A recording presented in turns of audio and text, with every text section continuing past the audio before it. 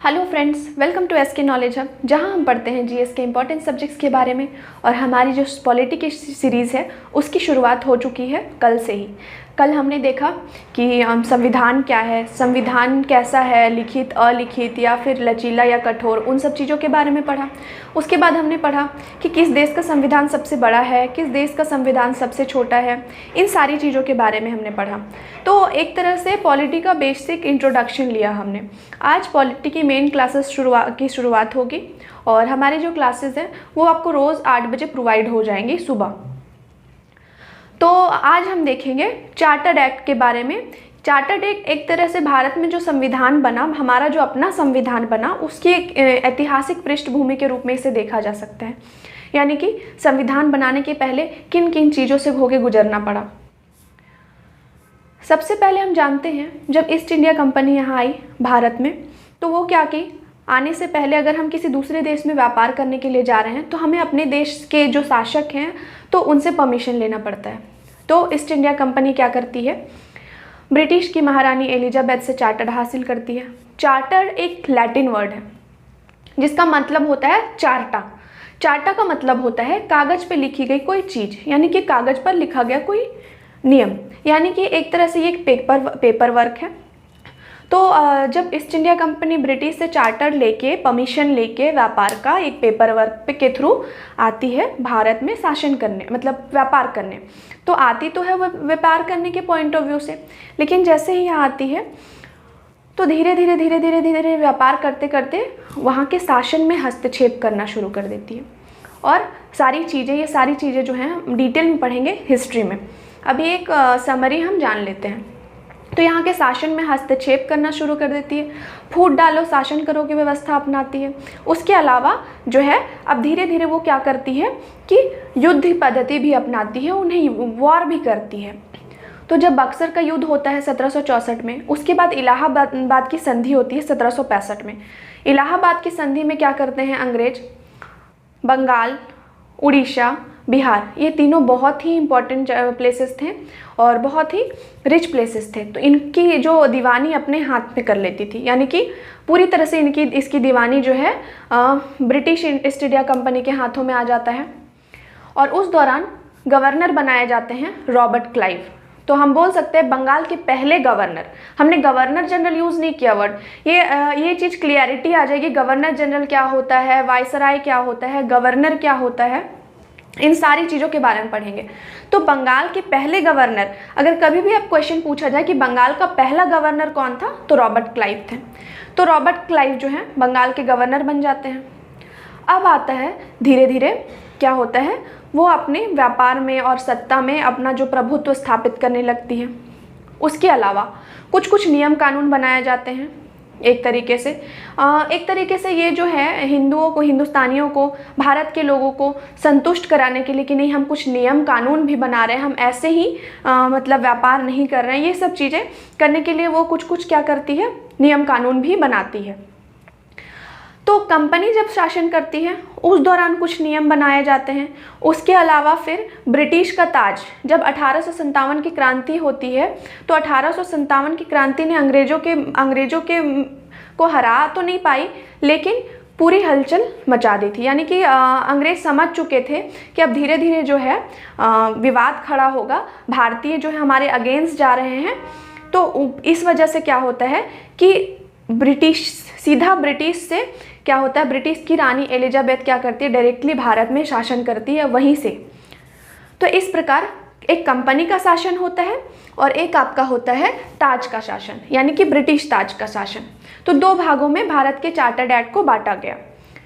Company का शासन कब से कब तक हो रहा है, 1773 से 1858। तो ये केंद्रीयकरण की दिशा में हुआ, यानी कि जब 1765 में दीवानी हासिल की गई, यानी कि जब बंगाल, बिहार, उड़ीसा की दीवानी, तो उस दौरान बंगाल के गवर्नर तो रॉबर्ट क्लाइव थे। उसके अलावा मद्रास और बॉम्बे, ये भी अलग अलग प्रेसिडेंसी शहर था, वहाँ के भी अपने अपने गवर्नर थे। यानी कि एक तरह से विकेंद्रीकरण था, सेंट्रलाइज सब एकजुट नहीं था। अलग अलग जगह के, जैसे ये 3 प्रेसिडेंसी शहर के जो हैं अलग अलग गवर्नर थे। तो तो सभी चीज़ को, सभी को एकत्रित करने के यानी कि सेंट्रलाइज करने के पॉइंट ऑफ व्यू से कुछ कुछ नियम बनाए गए जो कि कंपनी का शासन कहलाया। कंपनी का शासन 1773 से 1858 तक चला। अब केंद्रीयकरण कैसे हुआ, कैसे कैसे चीज़ें आगे बढ़ी, कैसे कैसे, इसी दौरान हम पढ़ेंगे। 1773 का रेगुलेटिंग एक्ट आया। अब इसमें क्या कहा गया, इसमें बोला गया कि बंगाल का जो गवर्नर जनरल है, गवर्नर जो है उसे गवर्नर जनरल बनाया जाए। बस सिर्फ उसमें जनरल जोड़ा गया और ये बोला गया कि मद्रास और बम्बई के जो भी गवर्नर है वो इनके अंडर काम करेंगे। यानी कि बंगाल को ज़्यादा वैल्यू दिया गया, बंगाल के गवर्नर जनरल को हेड बनाया गया एक तरह से। तो पूछा जाए कि पहले बंगाल के पहले गवर्नर जनरल कौन है, तो इस तरीके से वॉरेन हेस्टिंग्स थे। बंगाल का गवर्नर रॉबर्ट क्लाइव पहला और बंगाल का पहला गवर्नर जनरल वॉरेन हेस्टिंग्स थे। अब तो मद्रास और बॉम्बे भी इनके अधीन काम करने लगा, यानी कि एक तरह से सेंट्रलाइज कर रहा है, यूनिट कर रहा है। उसके अलावा एक उच्चतम न्यायालय की स्थापना की गई 1774 में कोलकाता में। ये तो हो गया। उसके बाद क्या हुआ, एक तरह से केंद्रीयकरण करना शुरू हो गया। बोला गया कि एक जगह एकत्रित रूप से शासन होगा, एक को हेड बनाया जाए। उसके बाद आता है 1813 का चार्टर्ड एक्ट 1813। इसमें क्या किया गया, व्यापार पर कंपनी के एकाधिकार को समाप्त करके सभी ब्रिटिशर्स के लिए खोल दिया गया। यानी कि जब देख रही है, ब्रिटिश को जब पता चला कि ईस्ट इंडिया कंपनी, ब्रिटिश में जो शासक जो थे उन लोगों को पता चला कि ईस्ट इंडिया कंपनी तो अपनी मनमानी कर रही है, यानी कि पूरी तरह से व्यापार कर रही है। अब धीरे धीरे वो क्या करती है कि अपने देश के गवर्नमेंट को भी बहुत ज़्यादा टैक्सेस नहीं देती है। तो वहाँ पे भी ब्रिटिश के ताज को भी, यानी कि ब्रिटिश के शासक को भी लगा कि ये तो अपनी मनमानी कर रही है। तो उन्होंने क्या किया कि व्यापार जो है वो सबके लिए खोल दिया। यानी कि सारे ब्रिटिशर्स को बोला कि आप जाओ भारत में, आप भी व्यापार कर सकते हो, सिर्फ ईस्ट इंडिया कंपनी ही व्यापार नहीं कर सकती है। तो क्या हुआ, व्यापार में कंपनी के एकाधिकार, पहले सिर्फ अधिकार ईस्ट इंडिया कंपनी को था, लेकिन कंपनी के एकाधिकार को छोड़ के बोल दिया कि सभी ब्रिटिशर्स के लिए जो है व्यापार का अधिकार खोल दिया गया। यानी कि ब्रिटिश सोची कि हम अगर अपने देश के सभी नागरिकों को अधिकार दे देते हैं कि जाके ब्रिटिश में जिनको इच्छा है वो जाके भारत में व्यापार करें, तो वो लोग तो हमें टैक्स पे करेंगे और कंपनी इस तरह से अपना मनमानी भी नहीं करेगी। तो इस तरीके से उसके बाद अब आता है 1833 का चार्टर्ड अधिनियम। इसमें क्या हुआ, इसमें एक बहुत ही इम्पॉर्टेंट चीज़ जोड़ी गई। क्या हुआ, सबसे पहले तो हमने देखा कि बंगाल का गवर्नर था रॉबर्ट क्लाइव पहला। उसके अलावा जब आपका 1773 का रेगुलेटिंग एक्ट आया, उसमें बोला गया कि बंगाल का गवर्नर जो है वो गवर्नर जनरल बन जाएगा अब से, और पहले गवर्नर जनरल जो थे वॉरेन हेस्टिंग्स थे। अब धीरे धीरे क्या किया जाने लगा, और बंगाल के गवर्नर जनरल के पावर को और बढ़ा दिया गया। बोला गया कि बंगाल के गवर्नर जनरल जो हैं अब से पूरे भारत के गवर्नर जनरल होंगे। यानी कि जो मद्रास बॉम्बे के जो गवर्नर थे सबकी शक्ति को बिल्कुल कम कर दिया गया, सबको किसके अंडर लाया गया, बंगाल के गवर्नर जनरल को के कंट्रोल। तो बंगाल के गवर्नर जनरल को बोला गया कि वो भारत के गवर्नर जनरल होंगे अब से। इस तरीके से बोला जाए कि भारत के पहले गवर्नर जनरल कौन थे, तो लॉर्ड विलियम बेंटिक। तो अब आई होप कि आपको ना समझ में आ जाएगा ये टॉपिक, गवर्नर जनरल और जो है भारत का गवर्नर जनरल। बंगाल के पहले गवर्नर जनरल आपके वॉरेन हेस्टिंग्स, और उसके बाद बंगाल का गवर्नर बोला जाए तो रॉबर्ट क्लाइव, और भारत के गवर्नर जनरल पहले तो लॉर्ड विलियम बेंटिक। ये चीज़ें बार बार रिपीट करने का मतलब ये है कि ये क्वेश्चन बार बार पूछा जाता है और आप बार बार क्वेश्चन पेपर में गलती करके आते हो। अब आया 1853 का चार्टर्ड एक्ट, 1853 का चार्टर्ड अधिनियम। तो इसमें बोला गया कि जो गवर्नर जनरल के लिए भारतीय केंद्रीय विधान परिषद का गठन होता है। जो गवर्नर जनरल है हमारे भारत के, तो एक केंद्रीय विधानसभा का गठन होगा, वहीं पे कानून बनाए जाएंगे। उसके अलावा बोला गया कि सिविल सेवकों की भर्ती हेतु खुली प्रतियोगिता। पहले जो था, जो सिविल सर्विस में सबको एग्ज़ाम नहीं दे सकते थे, लेकिन यहाँ से ओपन जो है खुली प्रतियोगिता का आयोजन किया गया। अब 1853 ये जो कंपनी के शासन का ये लास्ट अधिनियम था, लास्ट रूल था। उसके बाद आपका धीरे धीरे जो है विद्रोह की भावना भारतीयों में उत्पन्न होने लगी कि ये तो शासन करते ही जा रहे हैं, हमें अपने वश में करते जा रहे हैं, कंट्रोल कर रहे हैं। धीरे धीरे विद्रोह पनपने लगा और इस तरीके से जाके जो विद्रोह जो है मेन 1857 का विद्रोह 1857 में होता है। और ये विद्रोह एक तरीके से अंग्रेज़ों की नींव को हिला देता है। हालांकि जीतते अंग्रेज ही हैं, क्योंकि कुछ कुछ कमियां रहती हैं और बहुत सारे अभाव के कारण क्या होता है 1857 की क्रांति में भारतीयों को जीत हासिल नहीं होती है।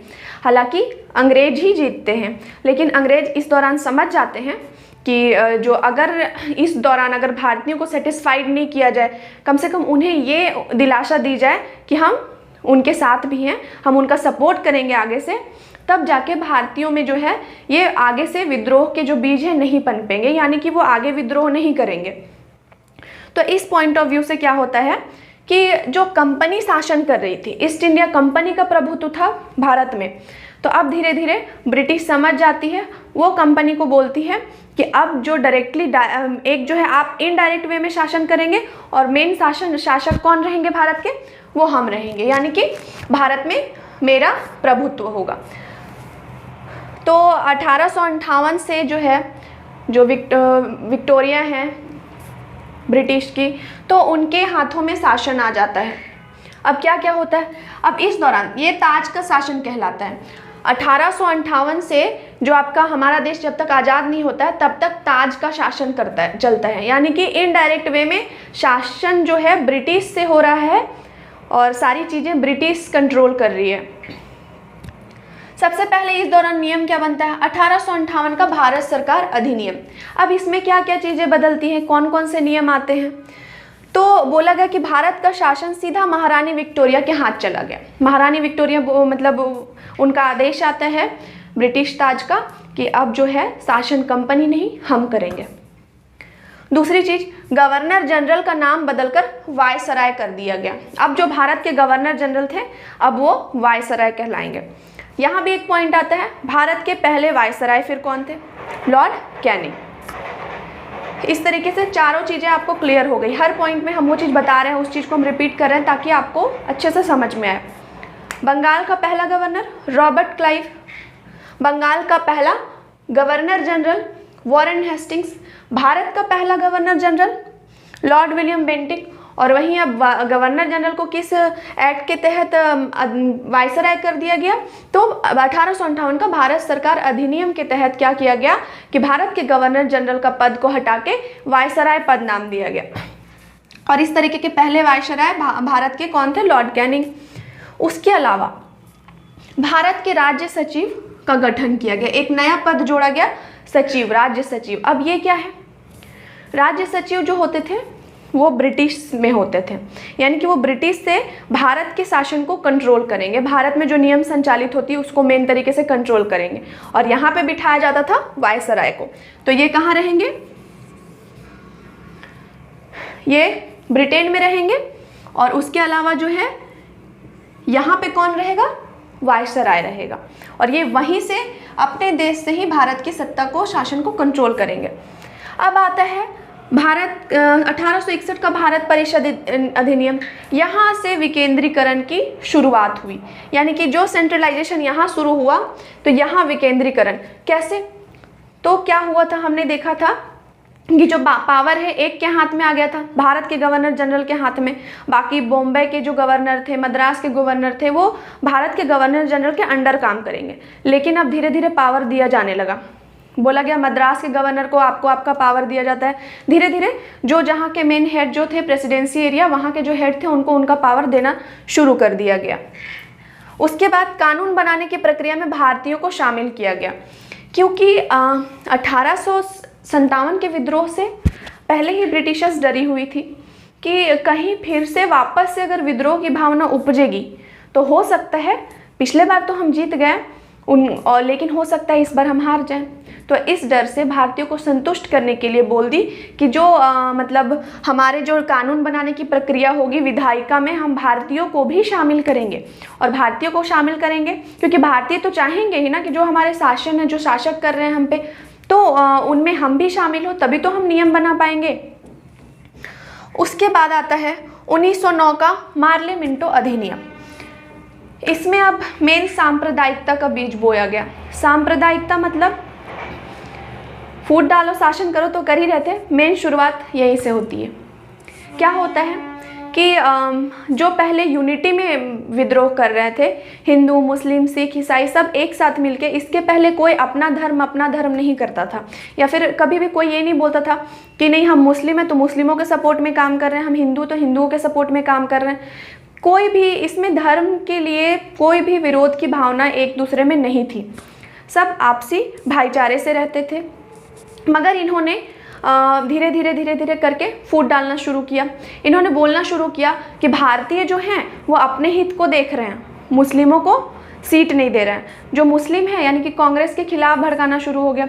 तो मुस्लिम चाहने लगे कि हाँ मेरा भी अपना खुद का निर्वाचन क्षेत्र हो, तो उन्होंने मांग किया। तो इस वजह से मार्ले मिंटो अधिनियम बनाया गया। मार्ले जो होंगे यानी कि इस तरीके का अधिनियम जिसमें दो नाम होते हैं। जो पहला होता है वो सचिव होता है और दूसरा होता है वो वायसराय। सचिव कहाँ रहेगा? अपने देश से अपना काम करेगा और वायसराय भारत में रहेगा। तो इस तरीके से मार्ले मिंटो अधिनियम आया जो मुस्लिमों के लिए एक पृथक निर्वाचन क्षेत्र बनाया। और इसी वजह से मार्ले मिंटो को जो है सांप्रदायिकता का जनक माना गया। सांप्रदायिकता मतलब अपने धर्म के प्रति उच्च भावना कि मेरा धर्म, हम अपने धर्म को लेके चलेंगे, वो दूसरे धर्म से उनको मतलब नहीं है, वो अपने धर्म के लिए ही चलेंगे और बाकी दूसरे धर्मों को तुच्छ मानेंगे। तो इस तरीके से अब आता है भारत शासन अधिनियम 1919। इसे हम मॉन्टेग्यू चेम्सफोर्ड सुधार भी कहते हैं। मॉन्टेग्यू चेम्सफोर्ड सुधार में मॉन्टेग्यू जैसा कि हमने बताया भारत सचिव होंगे, वहीं चेम्सफोर्ड जो है वो भारत के वायसराय होंगे। पहली बार द्विसदनीय व्यवस्था यानी कि लोकसभा और राज्यसभा जो अभी है उसकी नींव यहीं से रखी गई कि दो सदनीय होंगे, लोकसभा एक और राज्यसभा। पूरे सेंट्रल का, पूरे देश का जो है जो प्रतिनिधित्व करेगी लोकसभा और अपने अपने राज्यों का प्रतिनिधित्व करेंगी राज्यसभा, इस तरीके से। उसके अलावा सांप्रदायिकता की जो भावना यहाँ पे केवल हिंदू मुस्लिमों के लिए थी, यहाँ पे पूरी तरह से बढ़ा दी गई। यानी कि सिखों, भारतीय ईसाइयों, यूरोपियों सबके लिए पृथक निर्वाचन क्षेत्र का रास्ता खोल दिया गया। उसके अलावा यहाँ पे मताधिकार दिया गया कुछ, यानी कि ब्रिटिशर्स एक तरह से भारतीयों के बीच में ये चीज़ लाना चाह रहे थे कि हम जो है आपके सपोर्ट में हैं, आपके लिए कानून बना रहे, लेकिन अंदर ही अंदर भारत को खोखला करते जा रहे थे। तो क्या किया उन्होंने? सबके लिए अलग अलग पृथक निर्वाचन क्षेत्र बनाया। उसके बाद क्या किया वो, क्योंकि भारतीय मांग कर रहे थे कि भाई अगर शासक चुन रहे हैं, अगर कोई वायसराय है तो हमें मत डालने का, हमें वोट डालने का अधिकार होना चाहिए। लेकिन वोट डालने का अधिकार तो दिया गया, मताधिकार तो भारत शासन अधिनियम 1919 में दिया गया, लेकिन बहुत ही सीमित था। किसके आधार पे? शिक्षा के आधार पे। जो बहुत ज़्यादा शिक्षित है वो वोट डाल सकते हैं, या जिनके पास बहुत ज़्यादा पैसा है, जो बहुत ज़्यादा टैक्स पे कर रहे हैं, वही वोट डाल सकते थे। उसके अलावा आम आदमी को वोट डालने का अधिकार नहीं था, आम आदमी को मताधिकार नहीं था। तो इस तरीके से भारत शासन अधिनियम 1919 में ये कुछ ऐसे काम हुए। और भी बहुत सारे जो नियमों की बहुत सारी सूची है, लेकिन जो इम्पोर्टेंट लिस्ट है वो हम आपके सामने लाए हैं। उसके अलावा लोक सेवा आयोग का गठन 1926 में किया गया। तो क्या होता है, इसी दौरान इसी नियम के अनुसार जो है लोक सेवा आयोग का गठन होता है। कब होता है? 1926 में। अब आ जाता है भारत शासन अधिनियम 1935। ये जो है मील का पत्थर साबित होता है भारतीय संविधान को बनाने में, क्योंकि इसके बहुत सारे नियम कानून को हमारे भारतीय संविधान में जोड़ा गया है। और इसके अलावा काफ़ी सारे देशों से कई सारे नियमों को लाया गया, कई सारे रूल्स को वहाँ को लाया गया और फिर भारतीय संविधान में जोड़ा गया। तो इसमें क्या क्या था? इसमें 321 धाराएं, 10 अनुसूचियाँ पहले से ही थी। उसके अलावा संघीय सूची, राज्य सूची, समवर्ती सूची जो अभी है। संघीय सूची जिसमें जो है अधिकार, कानून बनाने का अधिकार केंद्र सरकार को होता है। राज्य सूची जिसमें कानून बनाने का अधिकार राज्य सरकार को होता है। और कुछ ऐसे टॉपिक्स हैं जिसमें दोनों का अधिकार होना चाहिए, दोनों का अधिकार होता है, केंद्र सरकार और राज्य सरकार दोनों को। तो वैसी सूची जो है समवर्ती सूची के अंदर आती है, जो अभी भी चल रहा है। तो वो आया कहाँ से? भारत शासन अधिनियम 1935 से। अब आया कि मताधिकार के क्षेत्र को थोड़ा सा और बड़ा किया गया। जहाँ एकदम लिमिटेड था, बहुत कम था, तो उसके अलावा बोला गया कि हम बढ़ा दिए हैं, हमने 10% लोगों को मत देने का अधिकार। इतने बड़े देश में सिर्फ 10% लोग ही वोट दे सकते थे। उसके बाद आरबीआई की स्थापना 1 अप्रैल को होती है और इसी के तहत 1935 में आरबीआई की स्थापना भी भारत शासन अधिनियम 1935 के तहत हुई। ये भी काफ़ी इम्पोर्टेंट है। अब आता है धीरे धीरे करके स्वतंत्रता की ओर सब बढ़ने लगते हैं और साथ ही साथ जो है सांप्रदायिकता की भावना भी जो है वो बढ़ रही है। भारतीय स्वतंत्रता अधिनियम 1947 आता है और इसमें क्या होता है कि ब्रिटिश के पीएम उस दौरान थे क्लीमेंट एटली। ये ध्यान में रखिएगा आप, काफ़ी ज़्यादा क्वेश्चन पूछा जाता है ये। उन्होंने बोला कि भारत से 30 जून 1947 को ब्रिटिश सत्ता का समापन हो जाएगा। उसके अलावा भारत का सम्राट, यानी कि सम्राट जो वर्ड है उसकी समाप्ति होगी, इसी के तहत कहा गया। उसके बाद बोला गया वायसराय का पद समाप्त कर दिया जाएगा। भारत का विभाजन कर डोमिनियन संप्रभु राष्ट्र भारत पाक का सृजन होगा, यानी कि भारत और पाक का सृजन, क्योंकि उस दौरान पाकिस्तान भी, सारे मुस्लिमों की मांग थी कि हमें पाकिस्तान अलग देश दे दिया जाए। तो भारत और पाक का सृजन होता भी है, लेकिन डोमिनियन स्टेट के रूप में, डोमिनियन राष्ट्र के रूप में। डोमिनियन राष्ट्र क्या होता है? बोला गया कि आप जो आपके देश के अंदर की जो बातें, अंदर के जो नियम कानून वो खुद बनाएं, लेकिन बाहरी हस्तक्षेप में, बाहरी जो कानून है उसमें हमारा हस्तक्षेप होगा। लेकिन भारत को और पाकिस्तान को ये मंजूर नहीं था, उन्हें पूरी तरह से संप्रभु राज्य बनना था। उसके अलावा इन्होंने ये आज़ादी दी थी उस दौरान, डोमिनियन स्टेट के जब था तो उस दौरान जो थे यहाँ के गवर्नर जनरल माउंटबेटन थे, तो इसी वजह से वायसराय पद समाप्त किया गया। तो इस वजह से लास्ट जो गवर्नर जनरल थे कौन थे? माउंटबेटन। तो उन्होंने कहा कि जब आप संविधान बनाएंगे तो उसमें से आपको पूरा अधिकार है कि आप जो हैं ब्रिटिशर्स के द्वारा ये जो नियम बनाए उनको भी समाप्त कर सकते हैं। ये सारी चीज़ें आई। उसके बाद 14-15 अगस्त, यानी कि 14 अगस्त मध्य रात्रि को 15 अगस्त पड़ चुका था।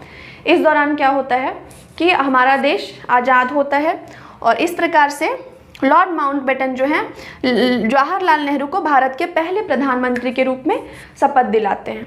इसके अलावा भी क्या होता है, भारत पाकिस्तान अलग होता है, 1 लाख से ज़्यादा लोग मारे जाते हैं इस अलग होने की भावना से, क्योंकि इन्होंने जिस तरीके से सांप्रदायिकता का जो बीज डाला था और जो फूट डाला था, तो वो धीरे धीरे काफ़ी बड़ा विद्रोह के रूप में जन्म ले रहा था, जो भारत और पाकिस्तान के अलग होने तक चलता रहा। उसके अलावा अभी भी भारत और पाकिस्तान के बीच सांप्रदायिकता की भावना अभी भी जुड़ी हुई है। भले ही हम सिख, ईसाई, जैन, पारसी, उनके बीच, उनके और हिंदुओं के बीच भले ही सांप्रदायिकता की भावना ना पनपे, लेकिन इन्होंने जो चीज़ें, जो बीज यहाँ पे बोया था हिंदू और मुस्लिम के बीच, जो अभी भी चलती आ रही है। तो हमारी कोशिश रहेगी हमें आपसी भाईचारा को फिर से जन्म देना है और धीरे धीरे करके ये चीज़ों को समाप्त करनी है। तो आज जो है आशा करते हैं कि आपको ये पॉइंट समझ में आया होगा और कल हम एक नए टॉपिक के साथ मिलते हैं। आज के लिए इतना ही, धन्यवाद।